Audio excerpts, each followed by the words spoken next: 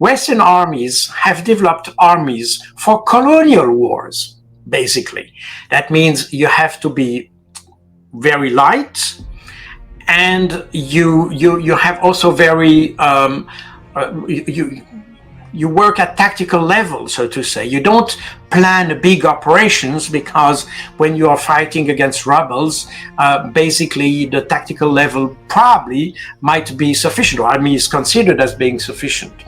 And you can see that, for instance, when you have the M777 howitzer, for instance, or the Caesar gun that was provided to Ukrainians by the US and the French. These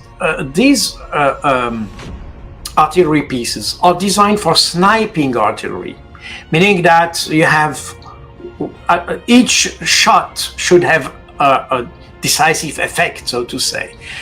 You have with drone and extensive reconnaissance, you can pinpoint your target and so on. And that might work if you have for instance, an isolated rebel strong point or things like that, or just a small machine gun position. Then you can, with a very little amount of ammunition, you can destroy these guys. And the little amount of ammunition was required because when you wage wars far away from your country, you don't want to come with billions of tons of ammunition.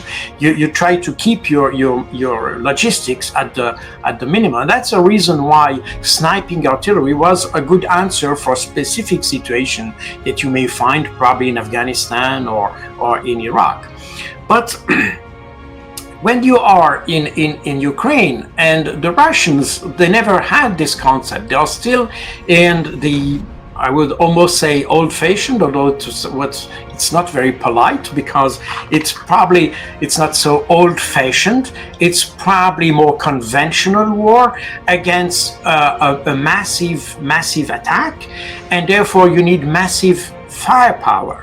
And since you operate on your own territory, because that's basically what the Russians had always in mind, fighting on their own territory, they don't have to care about logistics, basically. I mean, I'm not saying that this is not important. It is important. But you have less concern when you operate on your own territory than if you operate thousands of miles away from your country, obviously. And that's the reason why the Russians could stick to a very conventional type of artillery with mass fire that can really crush the enemy instead of pinpointing individuals. And that's exactly the kind of confrontation the Ukrainians face in Ukraine. So they have a weapon system, doctrinal elements, if you want, that are incompatible with the type of war they are waging against the Russians. And that, I think, is important to understand. I feel sometimes that the Western military staffs have not got that. At least the politicians have certainly not understood that. Probably the military a little bit, they start to understand that there's a total inadequation between the war they had in mind and the war which is waged in Ukraine. By the way, even Ukrainian soldiers, after having attended training in the UK or in Germany, they said, those guys, the NATO trains us for the wrong war. These people don't know the type of war in which we are. Because obviously those young trainers, officers, they may have battle experience, but the battle experience that you may have in Iraq or in Afghanistan has nothing to do with the battle experience people have in Ukraine. And that's exactly the problem they have. So in fact, the support we provided to Ukraine, beyond the fact that it was insufficient quantitatively, inadequate qualitatively, it's also inadequate in the terms of thinking, in the approach. So we led Ukraine on the totally wrong way, and everything that we hear in the last couple of weeks, that the West finally start to understand that the way was totally wrong, instead of, as you very often say, Alexander, when you're in the hole, stop digging. But instead of doing so, they continue digging.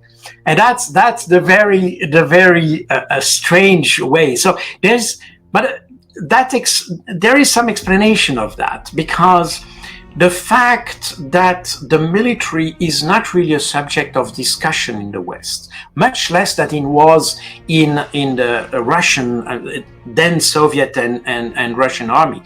The discussion within the military system is much more active in Russia than it is in the West. In the West, probably because most military are professional military, so they are some kind of a bubble within the society. So they are not really integrated in it. Nobody really cares about who dies, who fights, and all that, in fact.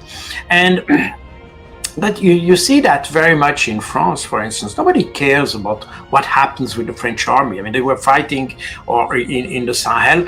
Nobody really cared about whether it was effective or not, because the army at the end is a small society within the society.